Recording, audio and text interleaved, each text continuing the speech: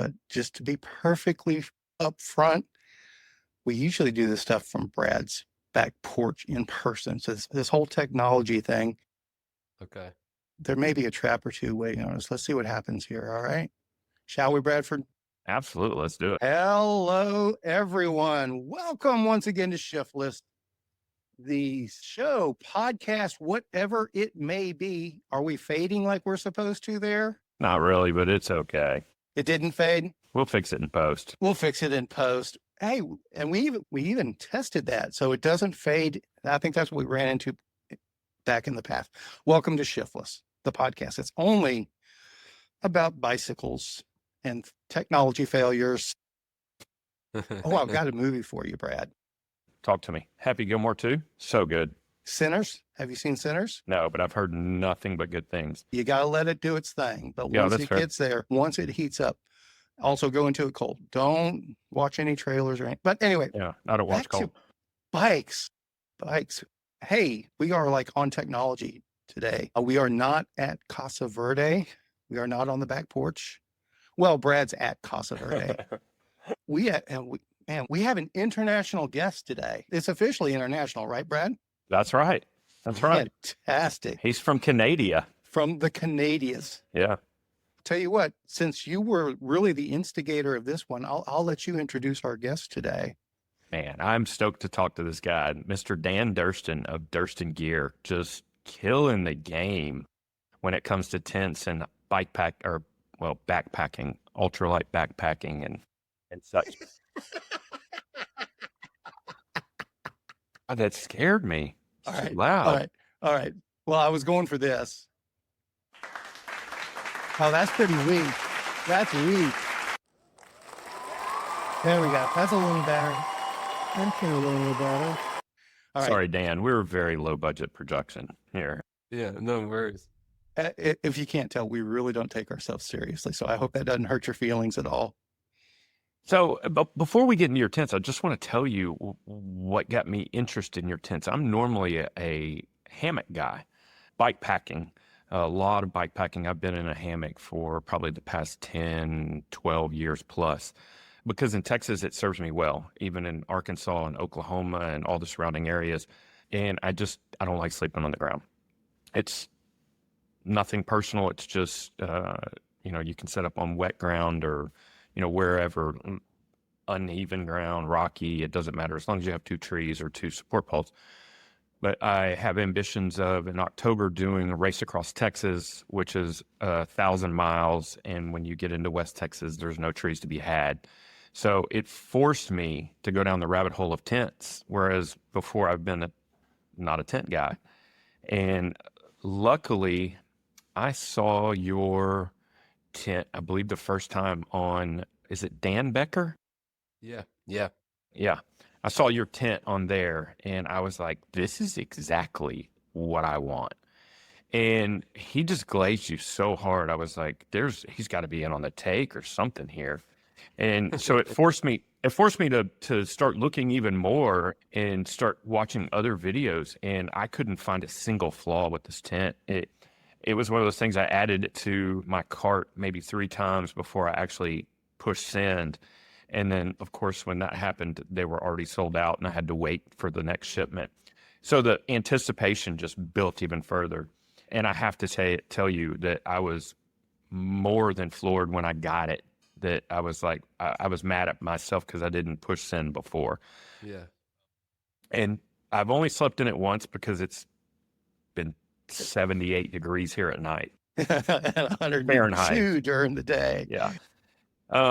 But I am blown away by all of the tiny little touches and how well this thing is made and how roomy it is for the weight it is, and not to mention how small it packs down.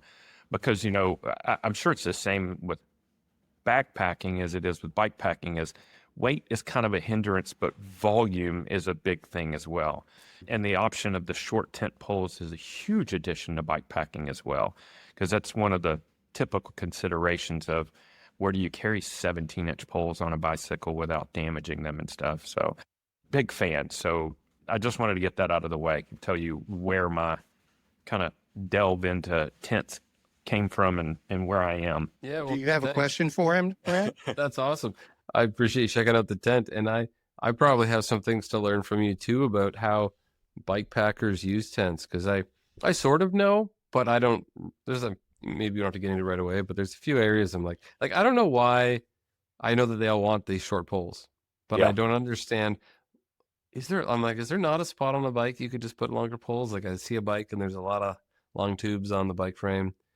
Why can't you put There is. poles like down the rear triangle or something? I don't. You could, but I mean, the problem is if they're exposed, then they're going to get exposed to the elements, and a lot of times, Snags. yeah, snags, and especially with carbon fiber poles. If you're going through a rocky area or something and you wreck and your poles are exposed, typically, you want to put them up front where you can see them too, because that's the other thing is if you had them on the back of your bike and they fall off and you get to camp and you don't have tent poles, and I'm sure that wouldn't happen, but That's tricky.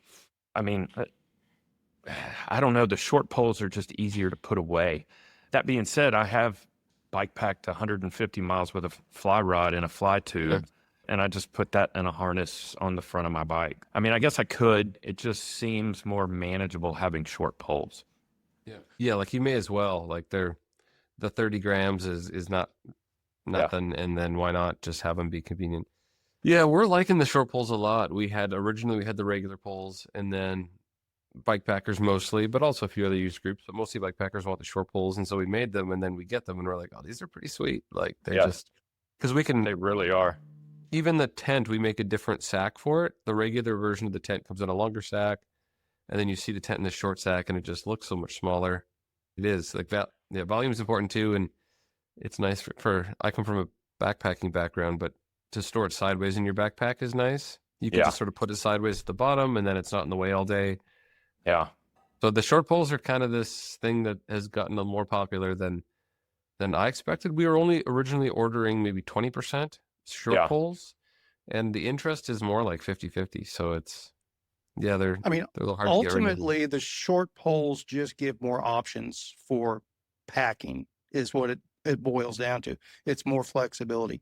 Traditionally for bike packing, people either mount the poles on the front handlebar, and if people are using the curved drop bars, there's limited space in between where your levers and everything are. The other one is beneath the top tube. And for a larger bike, a large or an extra large bike, usually not a problem.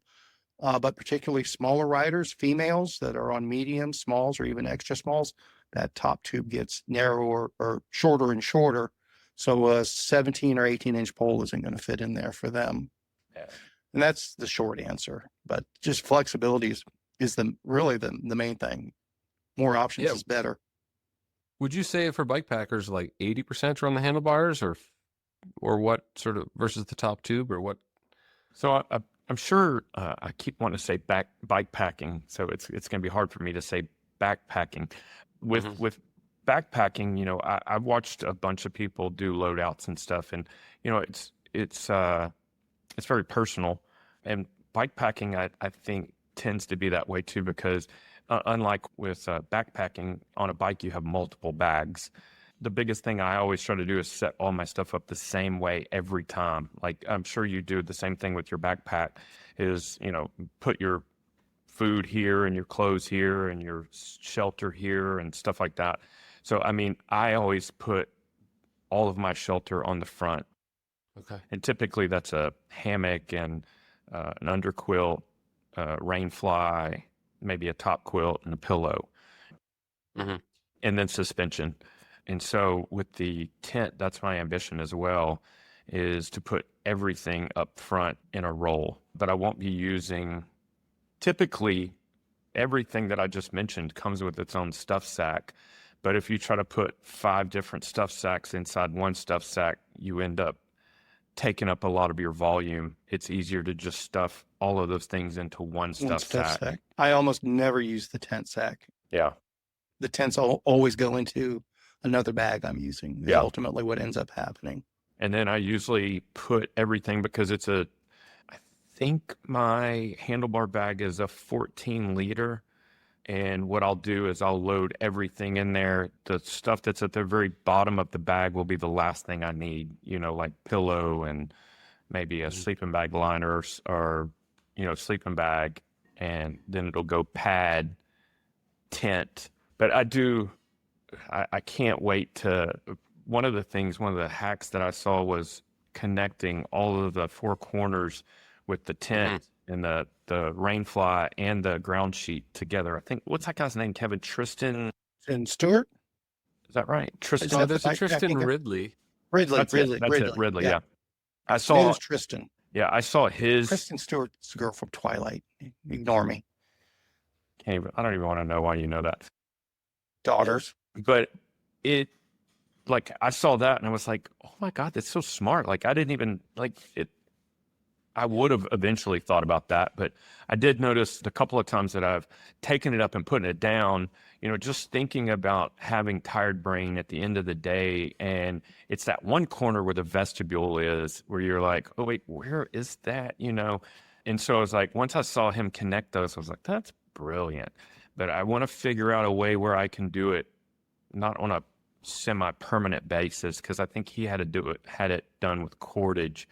And I want to do it with something else. It would be super cool, just an idea, to have your magnets that you have for your vestibule opening on the little clips themselves, so they stay attached. Although that may be a nightmare when you put it in a stuff sack and then they're all stuck together, or even if they're color coded. But I just think about after riding 100 miles a day and then trying to set up your tent. That's why I was so stoked that I could just tag all four corners together, spread it out, even if it's windy, stake it down, deploy the pole, erect it, and I'm good to go. I was like, that's so Cadillac. It's going to be awesome. So along those lines, Dan, real quick, an actual question for you. What was your motivation to go with the shorter poles to begin with? It's not an industry standard by any stretch, is it? Yeah, the first version of the tent has obviously we had the regular poles, and then the reasoning there, I think for a backpacker, they care about, both of our user groups care about weight and volume, but the priorities are we're going to have a lot of tongue twisters on this, but in backpacking, weight's a little more important. You care about volume too, but weight is the bigger one. And it may be a little bit, I'm not sure about your world, but even or flip the other way where you do care about weight, but volume is the bigger one. I'm not quite sure how those stack, but they're probably it varies by the riders. Yeah. Volume is always a big concern, but we definitely have riders that are just absolute weight weenies. So every half gram matters. There's no doubt about that. But volume is always a consideration. There's no doubt. Speaking of which, I finally weighed my loaded out bike for hut to hut. Okay. And roll, please. I was way off. Dave Roll gave an over under of 43 pounds, which I liked better. Pretty damn close. It was 42 pounds. Oh, there we go. Yeah, Shannon was like, "Have you weighed your bike yet?" And I go, "No, I actually totally forgot." So. And what'd you say? You thought it was going to be 32, right? Yeah, I'm crazy. That was ambitious, but. So that gives you some reference point there, Dan. Brad is not a weight weenie, but he is definitely weight conscious, weight aware. I think it would be fair.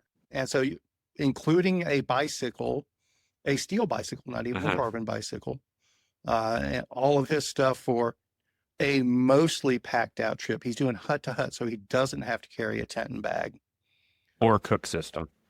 Hey, cook system's always flexible.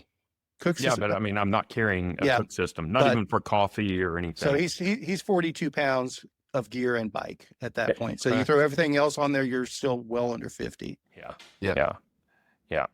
But that's also, I haven't put a water filter on there either, because I'm still oscillating on that. I don't know if I'm going to carry a water filter or not, but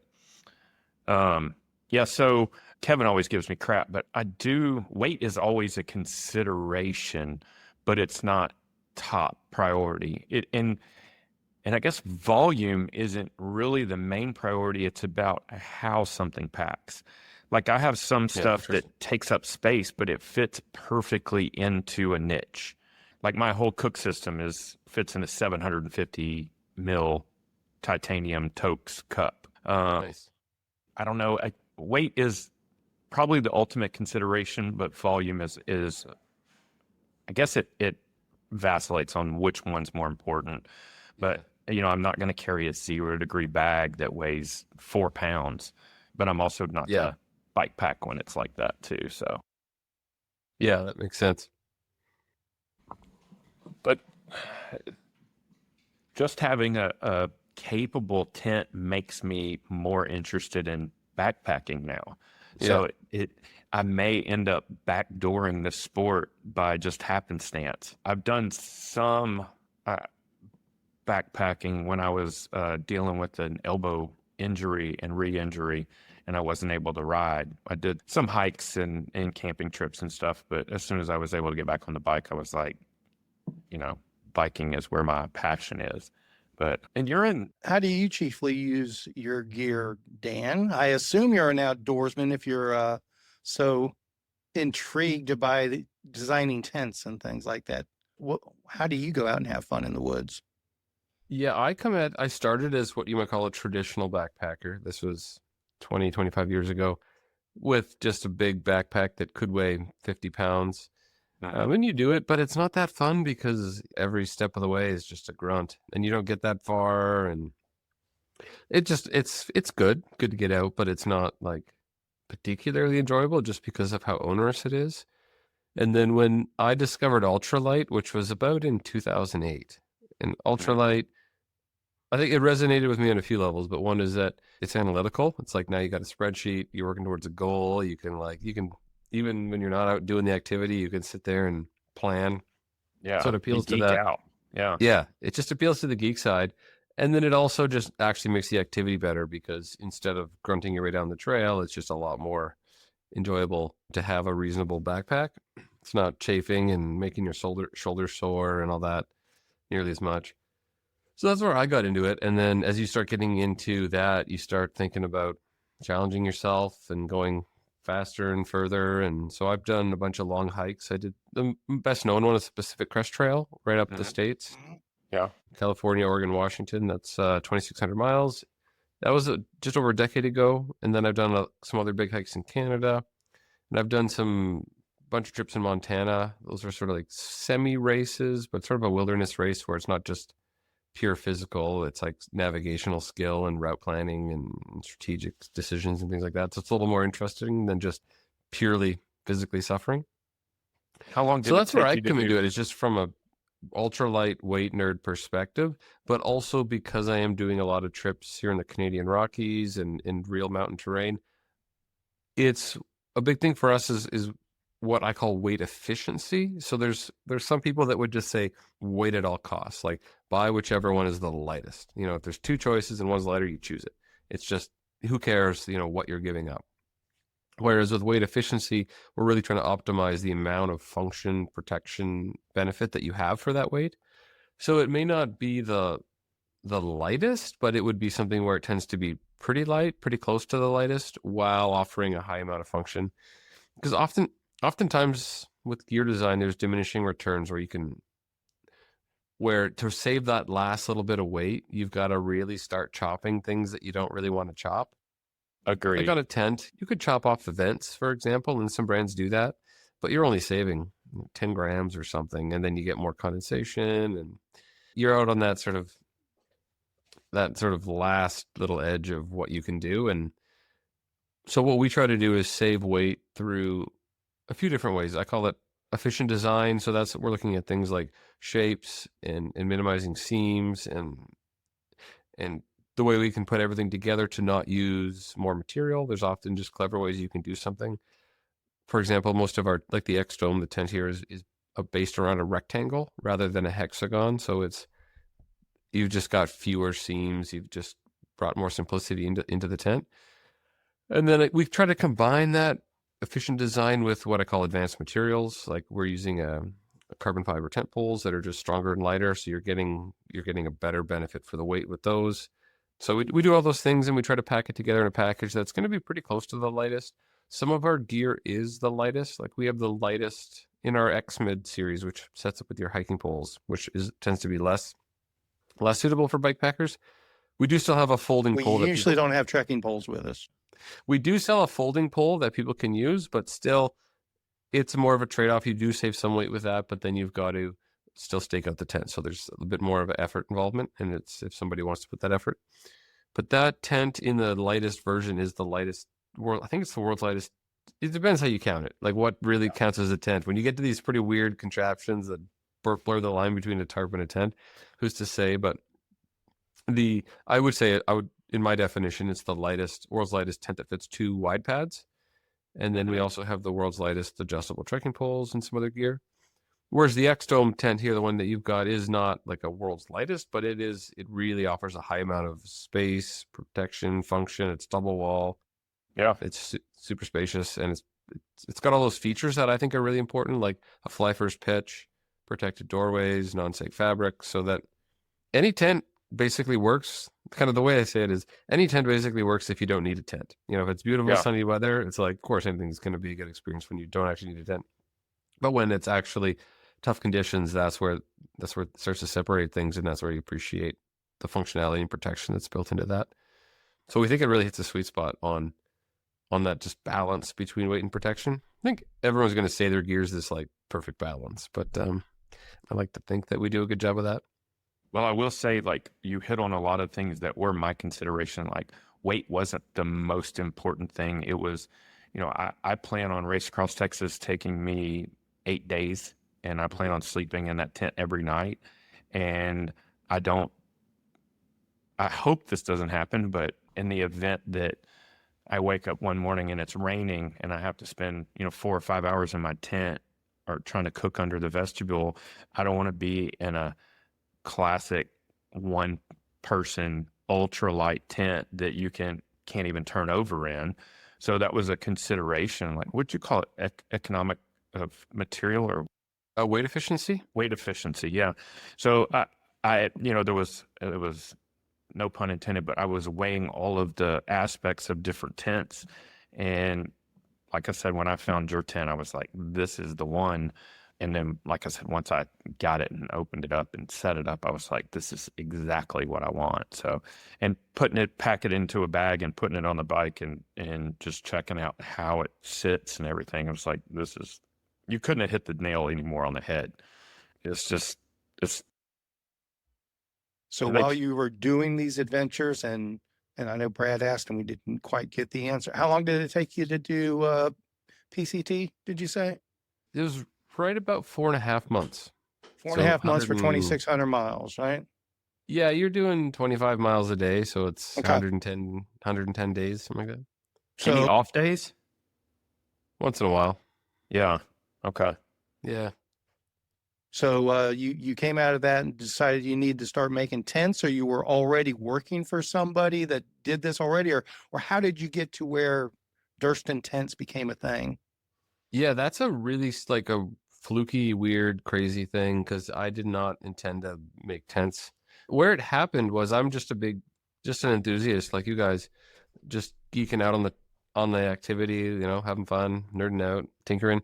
I was making some of my own stuff. I made a tarp and I had made some backpacks and some clothing, and just being a giant nerd, you just make stuff how you want it to be. And then when I was on the PCT in 2014, I was thinking about tents and just how I was having very different experiences on different types of tents. More specifically, this one tent I had was just a pyramid. And so you stake out a rectangle, extend your one pole in the middle. And I had such a simple experience with that, where I really valued how simple it was. But then I didn't have a great experience so I had a good pitching experience, but I didn't have a great experience in the tent because there's not actually a lot of space in those tents because they just taper into one high point. You can't even sit there because the pole's there. It's fine, but you're feeling like for a backpacker, you've got 2 hiking poles. So you're like, why am I only using one of these 2 poles? Like, it's got to be something I can do to make it better. The other type of tents are these 2-pole tents. There's all sorts of, the whole landscape of trekking pole tents, a million different designs. And lots of great tents, but what they tend to be is a lot more complicated. And once you've got them up and pitched, they're great, but you've got a lot of downsides with pitching complexity because they're 6, 7, 8-sided. You need guy lines, you need struts, you need hoops sometimes, a little more stakes. And so it's sort of fun when the weather's good and all that. But then when the weather's bad, you're just like, this kind of just sucks that you have this whole project. So I just knew that I really valued the simplicity of the pyramid tent. And I was thinking about how to achieve that. And then a few years later, we were doing a big hike, my wife and I, for 4 months in the Canadian Rockies. We hiked all the way up the main part of the Canadian Rockies and back, 1,400 miles roughly that was. And I started thinking about tent design again. In between, I had been in school, so you're busy, and it's really when you get those long days in the outdoors that you can think about nerding out. So I thought about this again, and originally I was thinking about how do I make the pyramid better for space with like struts or hoops or guidelines, but everything was just sort of adding the complexity that it was adding was taking away from. I was improving the space, but I was adding complexity, and so that balance where you're trying to achieve more space without reducing complexity was elusive. But eventually, I had this idea on the trail where I realized that I focused in. I said, it's got to be 2 hiking poles because that's what I got. Right now I'm using 1. I got to use 2. How do I get them in there? They can't be along the perimeter because I'll have flat walls that need guidelines. Can't be in the center because they're at the same spot. They're not really doing anything. So I need the 2 poles sort of medium apart. How do I get 2 poles in a rectangle and still sleep in that rectangle? And once you get down to that, then you realize, oh, well, they could be on a diagonal and I could sleep between them. So that's what we call the X mid geometry. That's our trekking pole tent geometry. And I just thought of it as like, oh, I'm going to maybe, if I get some time, try to build one for myself. And I had no commercial aspirations. But after the hike, the only sort of commercial-ish thing about that hike was that some company had given me a free pair of hiking poles on that trip. And I had to do a review on them on my blog. What's that? Yeah. I said, score. Yeah, so they'd give me these poles, and then after the hike, I said, hey, I wrote a review on the blog, it's good. And then they just reached out and they said that they were looking to build new gear and were looking for ideas, not a tent, just like a pot or something. And I was like, well, I thought of this tent. I think it'd be pretty cool. Like, I've never made a tent, but I think tent should be like this with 2 poles on all these angles. And it was a crazy opportunity because they just basically took a chance on a random unknown guy that had never built a tent before, and they funded the project and found a factory and had some staff that knew how to manage projects. And all I had to do was bring this idea and sort of send some kind of bad drawings to the factory, and they would make me a tent, and we iterated. And this was 2018, 7 years ago now. We iterated that tent, came out, and people were really excited about it. Partly, I think it's a good tent. Partly, I think that I'm pretty passionate about it, so we support it. We're involved in the community. We listen to people. We incorporate feedback. We help everyone out. So it's a good sort of community around the product as well. So that was our trekking pole tent. Came out in 2018, it's gotten exceptionally popular. It's one of the most popular tents on the long trails now. And then the obvious next step in the tent world for us was always a freestanding tent, where I felt like this design had a lot of benefits for there as well, just for different reasons.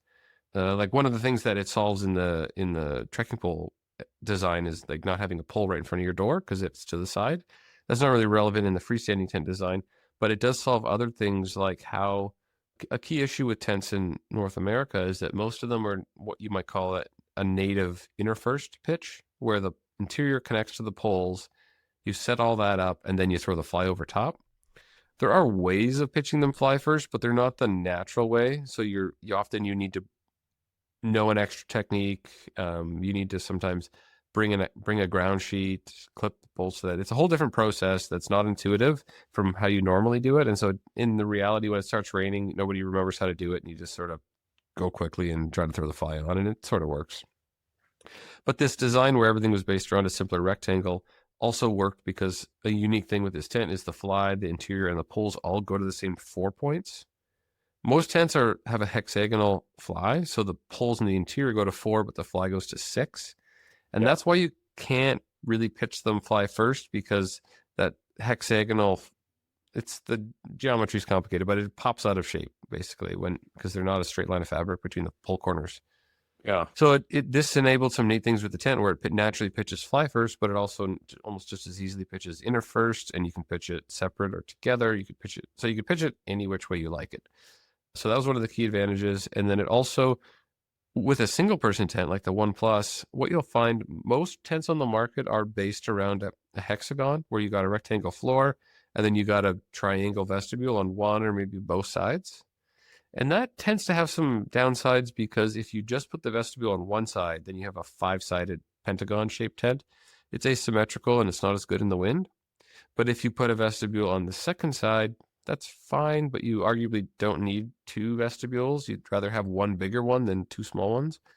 So a nice thing with this design is the way that we've done it is you get one bigger vestibule. It's not in front of the door. So like the main advantages are like kind of things I've said about fly first, pitch, and all those things, but all the things I've already said. But another one is how the vestibule is not blocking the door. It's not, the deepest point isn't right in the center, but it's off to the side. So you can store a backpack. You might even, I'll have to ask you guys more about this, but you can sort of, I think, take the wheels off and maybe get a bike in there. I don't know if that's true or not. I haven't tried it. But it sounds like wouldn't be at the top of my list of desires, to be honest with you. But I know there are some bike packing tents out there that's a supposed feature of. But if I were you, I wouldn't worry about that aspect. You wouldn't worry about it too much. No, I would say that I could speak for most bike packers and say the last thing you want to do is take your wheel off if you don't have to. Okay, so keeping the wheels on, this is great to like get some feedback from you guys. Yeah, sure. Keeping the wheels on is preferred over getting your bike out of the rain if it's raining. You'd rather just go outside? About my bike We're riding wet. in the rain anyway, so yeah, I'm not worried about my bike getting wet. Or like critters chewing on the seat or something. That's not a thing. No, that it happens. The only thing I've experienced is leaving my bike bag, like my frame bag, open and having food in it and having ants and stuff crawling all over my bike in the morning. Yeah, we don't have marmots in Texas. Yeah, so. we don't have, and where I was, we don't have bears and stuff, so we were not carrying like bear cans and stuff like that. So okay, that's interesting. Yeah, we've had a couple of people ask us about that, and I've never actually tried it because I'm not really in that world. But yeah, that's interesting. That's helpful to know that it's just a small proportion of those people. I mean, for what it's worth, I'm under the impression that like Big Agnes has some tents with some of those sorts of features to them for the bike packing specific crowd. And I think they discontinued all of their bike packing tents. Yeah, so it's niche on niche on niche. You'd be easier to do a Venn diagram of ultralight through hiking tents and bike packing tents, you know. Yeah. They're going to be in the same space. I don't, other than the short pole aspect, which I think lends super well to bike packing, especially in theory. Most people, like bike packers, would gravitate towards that just on paper. But I think that for the most part, a great ultralight tent is going to make a great bike packing tent. But like I said, I like the space of the way that tent is set up. And, you know, I didn't even touch on the fact that the other thing is it's fly first. I mean, it's brilliant. And quite frankly, the One Plus design is ideal for most bike packers. The bike packing crowd, generally speaking, most people aren't bike packing for weeks at a time. It's really more of a casual tent camper thing where they do 2 or 3 nights a few times a year sort of thing. So just a simple freestanding tent makes a big difference in that scenario. And generally speaking, like when it's 5 feet of snow and you need, crampons or something like that, you're not going to be riding a bike in that situation. Yeah. But generally speaking, bike packers are more of a fair weather outdoors person. Generally speaking, not perfect weather, but they're not going to be out there when the weather is at its most extreme. Yeah, I would say that bike packing and backpacking probably have the same similar niches, except for a lot of bike packers don't just go out and do an overnighter, just a single overnighter.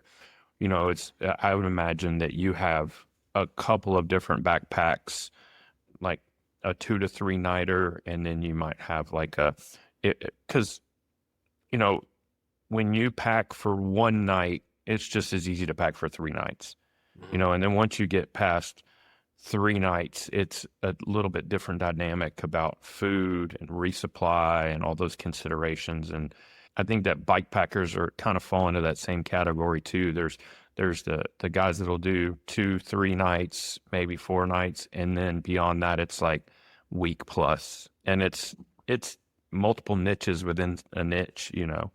But I feel like that backpacking kind of breaks down into those same kind of subcategories as well. And then you get the ultralight through hiking crowd is a whole nother thing, and that's like the Tristan Ridley guy, you know. Mm-hmm. Yeah, he's been out there for years, I think. Yeah. And he's not the typical bikepacking demographic. You know, he's an outlier.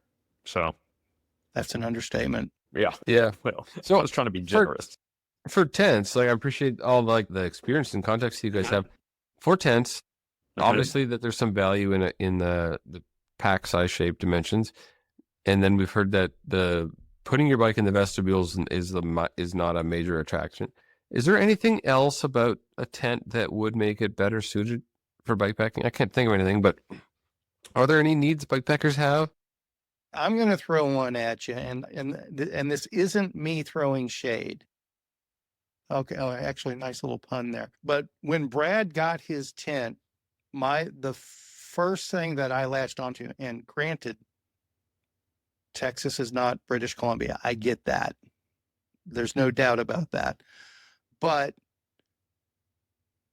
like my ideal situation for camping in Texas, New Mexico, Louisiana, Florida, Georgia, stuff like that, we may have a freezing overnight here and there sort of thing, but we're rarely in it.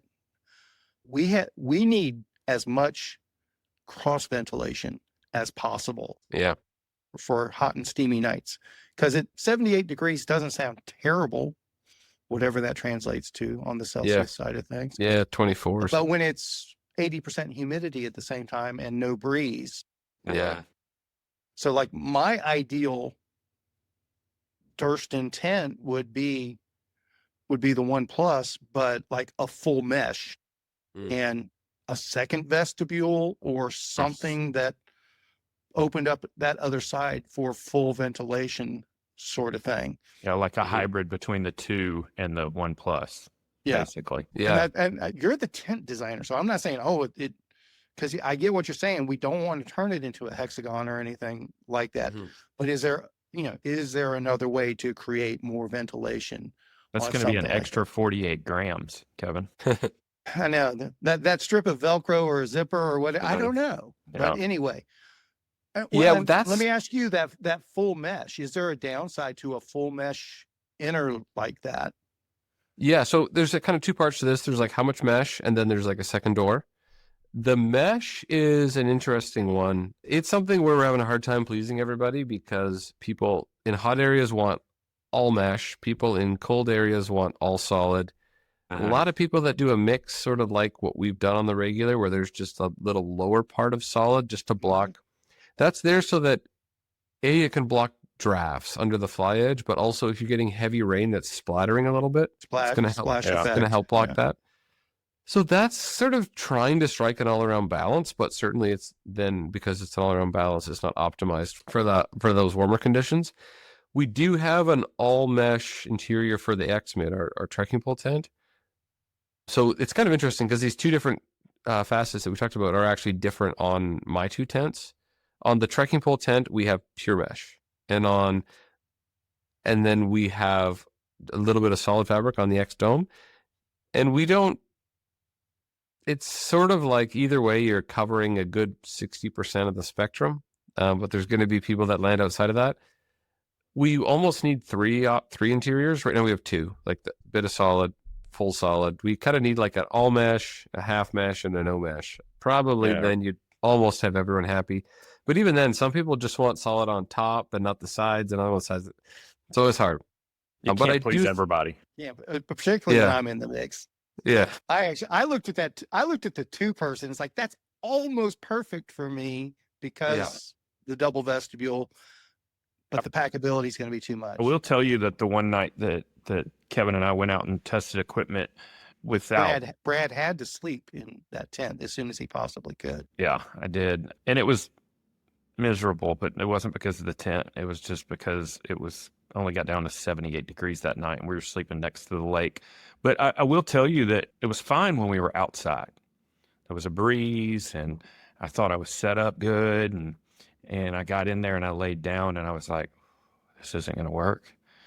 But I will tell you that I tried to calm myself down and relax and be like, okay, as soon as you relax, you'll cool down. And it didn't happen, but I'll tell you that I got out and it was super intuitive. I took basically the corner that's opposite the vestibule, and I pulled the tent pole up and unclipped it, and then reached in and unclipped the tent from the inside of the rainfly, and then slid the rainfly up and then clipped the tent on, so it allowed some cross draft that way. It was very intuitive, and I was like, it made a big difference.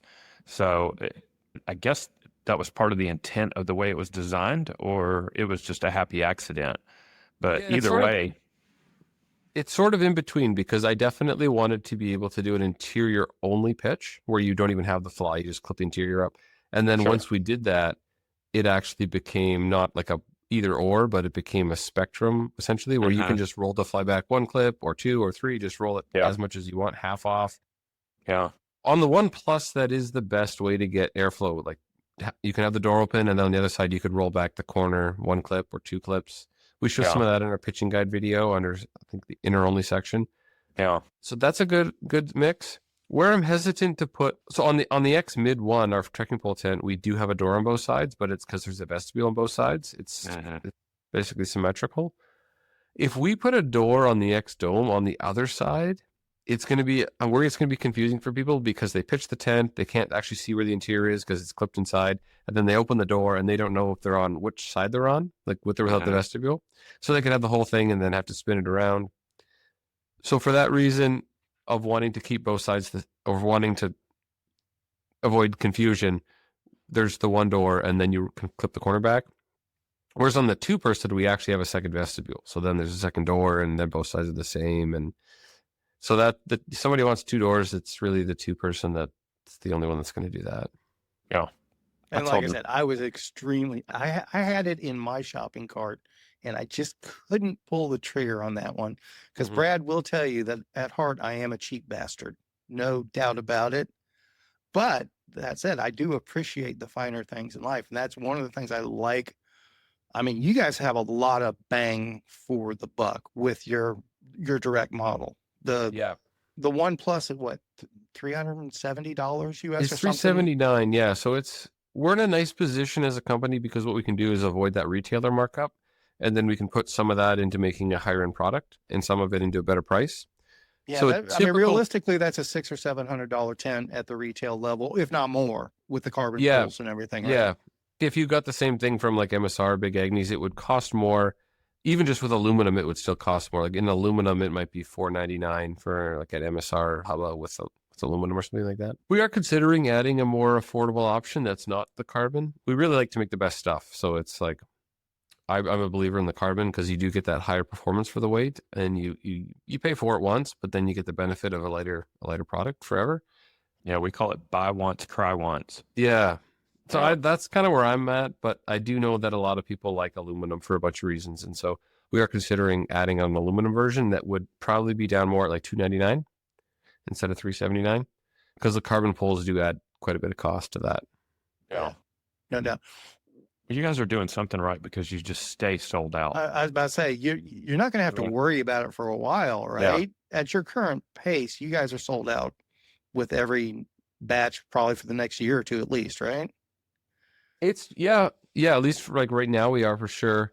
We're selling a lot of them. There's a ton of interest. There's also just some we want to grow at a healthy rate, because if we just said, wow, everybody wants this, we're going to build just a mountain of them. Let me get a whole boat of tents sent my way. Yeah. We'd have like all sorts of issues with like customer support, where like our shipping team would have a hard time shipping that, and our customer support, people just, whatever reason, people's package gets lost or gets a rip or whatever. But we just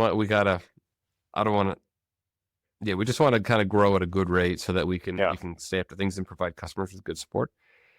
And for the product too, if there's like some things like that tent was in development for 3 or 4 years, but still, like once you put it on the market and start getting them into everybody's hands, there's all sorts of feedback and suggestions. So we've like that we still make little tweaks. Like on your tent, we we color coded the zipper pulls so people could tell them apart a little easier. We made the foot end a little wider because people wanted to fit a little bigger pads in there, and we're just always tweaking the tent. And then once it's been a little longer and we're like running out of things to tweak and we are sure that there's no little quirks or anything, then we can kind of open the throttle a little more on how we need to build. Yeah. I respect that. I mean, I all that makes sense. Like, you don't want to just order 20,000 of them and then realize, oh shit, this zipper's not right or something like that. Or, or you get some feedback and you're like, damn, why did I not think of that? And now you're like, oh, we got to wait till we sell all of these before I make this little tweak or whatever. So I respect that tremendously. Well, that being said, where is the majority of your market? Is it, you guys selling a lot in Canada? Are you selling in the United States or abroad or what? We're based in Canada, but US is the big one. That's about 60%. Canada's about 10. Yeah. And then we see a lot of interest in Europe. It'd be roughly 20% there. And then the rest, whatever, the last 10%, bunch is Australia and Japan, Korea. Yeah. So it's pretty all over the world. It's neat to see, like, obviously I speak English and I know how to talk to customers in North America. But then you like go on these like Korean websites and they're talking about it and you're like, you got to translate it. And it's harder to engage because you're like, I can answer this question, but when I translate it, I'm not even sure if like the tone is going to come across right or something like that. But that's got to be so cool, man. I'm so stoked for you. The bottom line is just keep doing what you're doing. You obviously have a great vision for it and you make great products. I have very little feedback on my tent. Obviously, I haven't spent a lot of time with it, but I can't wait for October to get here so I can sleep in it for 8 nights. So, what about, here's another bikepacker question. What about color? Do people like, in the backpacking world, it's the sort of torn between people who like a subtle tent that fits in and feels natural and people who like a bright tent because it pops in photos and if they need to be rescued, people can see it. Is that the same thing? I'm going to be in a different world here because I do a fair share of what we call bandit camping. Yeah, stealth is strength. Stealth camping. So the rain flies on all my hammocks are camo. Okay.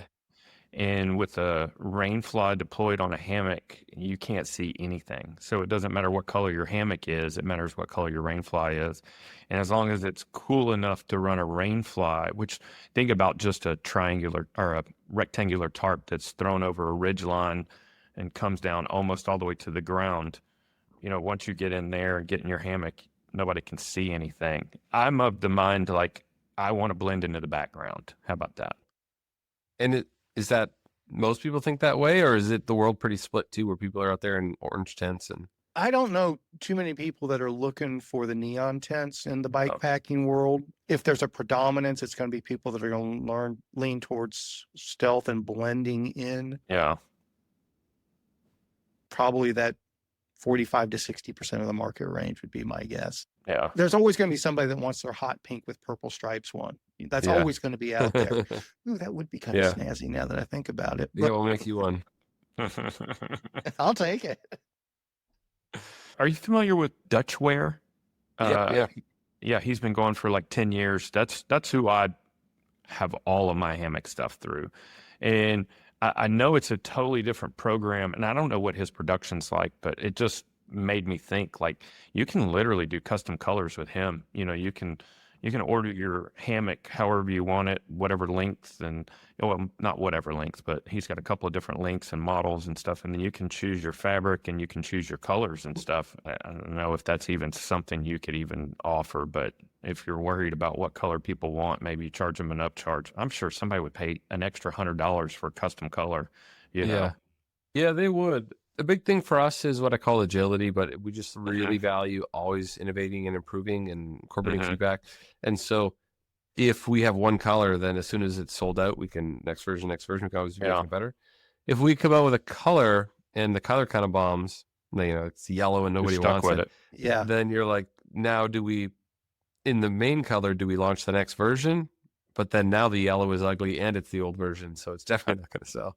Right. Or do we not open the new version and just only sell yellow tents until, obviously we would probably do yellow, but it just ties your hands a little bit. You can't go wrong with teal. Teal wins. Teal wins every time. Yeah.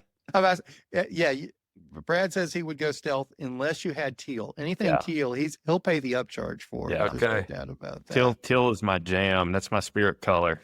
Yeah, you got a bit on the hat there. It's nice. Yeah. So, well, we never bridged the gap. So you said you were noodling the concepts for tents in your head while you're out on the trail yourself. You were in school at the time, and then you go out and start your own business building tents. What were you going to school for? I assume it was engineering or something like that. Probably not basket weaving. And 2, was there a profession bridge in between there, or did you just go in to start doing your own thing? Yeah, I mean, my background's in biology, environmental stuff. I did a degree. That makes all the sense in the world. Yes. I did a degree in environmental studies, which was good, but I was wanting to be a little more in like science, and that was a little more wishy-washy environment stuff. So I went back to school and did another undergrad in biology. Then we hiked the Pacific Crest Trail, and then I did my master's in biology. So for a couple of years, you're just deep in the research. I was studying fish and water quality. Finally finished the master's, did the second long hike where I had the idea for our first tent. And then right after that hike, I got a job. So my life started like the 2 main paths right at the same time, because I finished that hike, started a real career in biology, and had this little side gig of the tent where this company had reached out. And I said, well, that's true. I was just going to sew one, but at the time I naively thought it'd be easier just to provide them with a few drawings and they'd have a factory make one for me. So both of those started at the same time. And then that was 2018, and the tents really took off a little bit before COVID, but especially during COVID. And we released the tent and the 2-person model and the super light model and also a backpack. All of that was just licensed. Like my idea is licensed to this company where I design it, but they were really funding and fulfilling and everything. And long story short, they ended up getting out of the outdoor space. All the rights came back to me. And then around 2022 is when we became essentially a pretty normal company. I actually launched, I actually had to come up with money to fund production and actually come up with a website that can sell stuff and ship orders and all that kind of stuff. So that was 2022. We all came over to me. It was really turning into a real business. And then I left biology at that time. I was just working as a biologist, and it was just, for a while, it was kind of 2 jobs. It was really busy. It still is really busy, but yeah, there was just this tent thing just grew and grew from me just thinking I was going to get a tent that was easier for a factory to build than me to sew. And then eventually it became such a big thing. I'm kind of a conservative guy, like financially and things like that. So I never would have just I'm starting a business. I'm like, I just went to school for 6 years for biology. I'm not going to just leave it and throw it all the wind and try to start a company or something. But because they just emailed me and were taking on all the risk and hard stuff, I was like, sure, we'll make some gear. That's a nice gig if you can fall into that one. Yeah. It was just a moment in time that really was a fluky thing, because I wouldn't have started it. And you brought up the COVID angle on the outdoors industry. Were you guys taking off pretty well and being accepted really well prior to COVID, or was it just that influx of the COVID outdoors business that really brought you forward to the market? Yeah, that was an interesting time. We were taking off a bit before that. We launched in 2018. The 1-person tent was well received, and we added a 2-person in 2019, and that was really well received. And it was sort of like fall 2019, we were really seeing a lot of interest growing and selling out. And then beginning of 2020, the COVID started. And that was a mixed bag for us. At the time, it seemed like a really bad thing because we were already selling out, and we had the problem that my original partners weren't sure if they wanted to be in the outdoor space. So COVID happens, all the factories are booking up, every capacity's limited. You got to act now if you want anything. And the former partner was, well, we don't know. We're not sure what we're doing. So then they were ordering less. Even though the tents were taking off, they weren't even sure they wanted to keep making them just because they weren't sure they wanted to be in the outdoor space. So we ended up really limited in 2020. We had a few batches of a few hundred tents, and they sold out in a minute, that sort of thing. So it poured gas on that fire where they were already selling out. And then maybe it was a good thing for scarcity, but we were already sort of like selling out, and it just sort of put a lot of angry people that couldn't get one. Yeah, that whole scarcity approach. I've met very few people that were successful with it when that was the intention. Right. Yeah. Yeah. Yeah. Yes, I don't know what. We just sort of tried to keep everyone happy, and it wasn't easy, but finally we made it through that. And we've mostly had the tents available for the last couple of years, but still we're conservative with ordering. Like, I don't want to, we're growing at a pretty good rate, and I don't want to, we're going to grow huge and order a ton of stuff, and then we don't, and I'm stuck with stuff. So we kind of run it a little bit conservative and just don't How many batches of the X Dome have you done so far? There's been, in the one person, I think there's been about 4. Okay, 4. We had 4 the first one batches. right at the end of 2024, and then we had sort of April this year and June, and then we're just launching the 4th one. We had a sale last week. Yeah. So that was... I'm stoked for you guys. I'm beyond stoked for you guys. Yeah, thanks. I appreciate it. Like, we're just... One of the cool things about it is we are like a true grassroots company where we don't advertise. We don't have anybody that works in marketing. I just make the website myself. We just sort of try to do what we would want. Like, if I was a customer, how I'd want a company to do, just like treat people well, answer emails, it'd be responsive, listen to feedback, and then try to make a product that's like good enough that people are just excited and want to tell people, and rather than try to what a novel concept. What a novel concept. Just stay true to what you think customers want, and treat them like you would want to be treated. That sounds... Yeah, we're trying. Sometimes we get a lot of email, so it's a little... Yeah. I can't answer everyone's email anymore, which was like something I always tried to do. But for a while there, I'd get into the office at 7 a.m. and I'd just do email till 3 o'clock, 8 hours of straight email. And then maybe you got 2 hours into the day to do something. Yeah, that's tough. So do you have any trips coming up for yourself, Dan? I'm on a little bit of a project here in the Canadian Rockies where I'm trying to hike all the old historic trails. It's a terrible project because these are trails that have gone off the maps, sometimes 50. Like the other week, I was hiking a trail that went in 1915 and was abandoned in the 30s. They machine built it so you could sort of see it on the ground, but it's completely choked with vegetation. Like, it's easier to walk in the forest beside it than to walk on it. I like the history, so it's fun, but I've been doing some of that, but I also try to not just do that and try to get some normal hikes in too. So I do have a couple hikes this year that are hopefully going to happen in the next month or so. That just I love the Canadian Rockies. It's just so pretty. So it's a lot of 2-3 night trips, and also some trail building trips. The Great Divide Trail, which is our main trail up the Rockies, where I had that idea for the tent. I volunteer on that and do some trail building at least 1 week a year, sometimes 2 weeks a year. So we go out and build more trail and clear trail, and hopefully do some more of that this year too. That's awesome. Do you ever do any traveling for trade shows, conferences, or industry type stuff, things like that? Yeah, good question. We are going to go to our kind of first event in like 2 weeks. So it's a crazy thing. We are going to PCT Days, the Pacific Crest Trail Days event I think it's in Oregon. We've never been to something, so I don't know, like, we're like, okay, what do you need to go to an event? Like, everyone's got those little canopy tents, so we had to figure out how to order one of those. Hopefully it's going to be here in time. You could just sew one. Yeah. Because the frames are bitch about how it's made.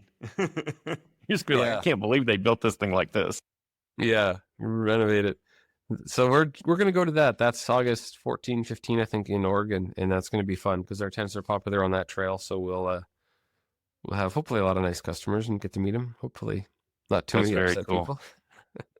Yeah. How cool does it feel to see one of your tents in the wild unprompted? It's super cool. It's still in the surreal stage for me because so much of my hiking is these very remote trails. I've obviously been on trips with one myself and with friends that have them, but in terms of just random people in the wild, I saw my first one about 2 years ago in 2023. So it was like a long time in. And, I was on a trail. I was out really early and came through a campground before anybody had woken up, and there was just one of our tents there. And then last year I went to a campground, and then there was 7 tents and 3 of them were ours. So that's a good ratio there. Like, look at this. We're actually like, people actually have our tents.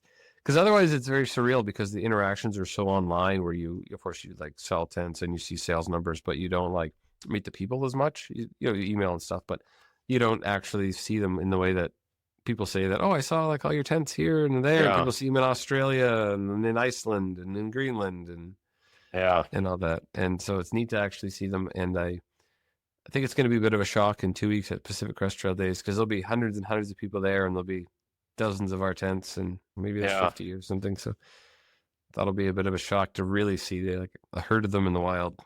That is so cool. Once again, I'm beyond excited for you. I wish you nothing but luck, man. Thanks, Brad. Everything all the interviews and stuff and interactions I've seen with you, you seem like an absolute just gem of a man too. So thanks. It's people like you that deserve to be successful. Good on you. Yeah, we appreciate it tremendously. I am going to give you one little nugget of advice. I'm not asking you to abandon the bike packing niche by any stretch of the imagination, but I will say this: it is a niche. It is most assuredly a niche. If you have an inkling to develop product with that group in mind, they will support you. There's no doubt about that. Even if 100% of the market supports you, it's probably, it's not going to be a huge part of your overall market. I'll just leave it at that. North Face isn't focusing on the bikepacking market for a reason. Yeah. Exactly. Yeah. Yeah. It's neat to see, like, is there a sense that it's growing quite a bit? It's my sense, but I'm from afar, and like 10 years ago, nobody. Yeah. It's kind of like through hikers. I would imagine there's through hikers, but they're not the majority of hikers. It's kind of like bikepackers, or they're cyclists, but they're not the majority of cyclists. I guess that's the best kind of analogy I could make. But there are a lot of cyclists that are campers. Yes. And if they had a really cool tent, that might be a motivation for them to take their cycling in a more adventurous direction from that point on. Does that make sense? Yeah. Yeah. Kind of along this. So you rolled out the freestanding tent this year. I mean, I don't expect you to give up any business secrets or anything like that. Is there anything else in the works that maybe I'm not aware of, since I'm not dialed into everything Durston at the moment? Yeah, we're pretty transparent with all that stuff. With our product line, I like to keep things fairly simple. Like, we don't want to have a ton of products. So we've got essentially the X Mid, that's our trekking pole tent, and it comes in sizes and versions. And then this freestanding tent, the X Dome, is coming in sizes and versions. So we will end up over time fleshing out that lineup more. There'll be more options. Like, we've added the 2-person recently, and the solid interiors and the short poles, and we're going to hopefully add a even lighter Dyneema version next year. We also might add more of it wouldn't really be for bikepackers, but more of like a winter version for people that are skiing and that sort of thing. So we'll flesh out those 2 lines. And then we also have our folding poles that people really like. They're called the Z-Flick pole, and we see a ton of interest in those. People setting up the trekking pole tents, whether it's ours or other brands. Those are coming out. And then we're also working on backpacks that aren't really as relevant for the bikepacking space. I would be hesitant to do something that was more of a pure bikepacking product, like frame bags and things like that, just because I don't know the space well enough. And I feel like with anything, like the classic stereotype of innovation and ideas is that you're just sort of walking along and you have an epiphany and it's this great idea and you do it. And my opinion is that, like, ideas and great products come more from just hard work, and where you get to know the niche, you learn everything about it, all the limitations and what works and what doesn't, and you can speak in a very geeky manner about, exactly why something should be the way it is. And once you are a giant nerd on something, then you can start to see what's next and start to make improvements. I'm not a giant nerd on bikepacking. I could take a stab at it and maybe we do something cool, but I wouldn't think that I could make a better frame bag or something than a company that's immersed in that space. So it wouldn't be anything dedicated bikepacking products like that. Wouldn't be anything in our sort of near to medium term. Maybe I'll get the bug maybe we'll have some hire somebody. I think the tents is if you can develop products with the bikepacking market in mind going forward, fantastic. If there's something here that covers everybody, and that happens to be particularly appealing to the bikepacking market. That's a win-win for all. Well, something we didn't touch on, a lot of bikepackers, and again, going back to they don't spend a whole ton of nights in a tent or on the ground over the course of a year. A lot of them will pack the bivy. Okay. I don't know. I can't do bivvies myself. I'm claustrophobic, so I don't, but there's a lot of people, they go the bivvy route and they actually chase themselves out of bikepacking because the bivvy sucks so much. But yeah, maybe no, there's something tough. there, a half bivvy, half tent, true one person, not a one plus. Maybe there's something there. I don't know, but Yeah, just we stuff. could do we're not working on it right now, but a one person version that somehow is just smaller than what we got right now. Some people would prefer that. I enjoy how livable the tent is right now in the One Plus, but there would be people that value the weight. But I agree with you. I think the One Plus is like almost the ideal size, even if there is a weight air quotes penalty. The extra spaciousness. There's no. I'm not trying to get you to change your product by any stretch of the imagination, but if you had that full mesh tent, yeah, I would have plopped my money down on it. There's no doubt about that. But I also realize I'm the odd man out. That's a me thing. But anyway, Brad, do you have any last questions for Dan? Or Dan, is there anything you had that you wanted to find out from us? I know we've taken up a real good chunk of your time and we appreciate it tremendously. Yeah, I just appreciate you chatting with us, man. It's been great talking to you. I think I've already said it. I wish you nothing but the best, man. It's been a real pleasure. And yeah, if you're ever in Texas, hit us up. yeah, thank you. I know you probably don't get down this far south, but we'll treat you right. Yeah, I don't think I've ever been to Texas. I've been around Nevada and Southern California, but I haven't been to Texas. It's a whole different territory. No, yeah, it seems like a lot of going on down there. Yeah. Yeah, I appreciate talking to you guys too. I just love like the grassroots, like, the real people doing the thing. Appreciate hearing like what works for you guys, and all that just connection to the community is really neat. We most assuredly appreciate your time, Dan. I hope you won't hold it against us if Brad and I bandy about that. We consider you a friend going forward. Okay. And throw your name around, and maybe somewhere down the road, maybe we'll have you on another time, or maybe we'll get lucky because, like I said, Brad and I usually record in person. Maybe our paths will cross somewhere in person. We can sit down over a coffee or a hot toddy or something somewhere along the way and have another chat somewhere down the road. Yeah, that'd be great. Good luck in Oregon. Yeah, thank you. Best of luck with the show. Yeah, I know it's going to go well for you. I don't doubt that at all. I am not going to do our outro music because obviously it doesn't work on this platform, but I am going to ask Brad to do our traditional send off, please. Should I say go pitch a tent? And then after you pack the tent, go ride your bike. All right. Thanks, guys. Thanks.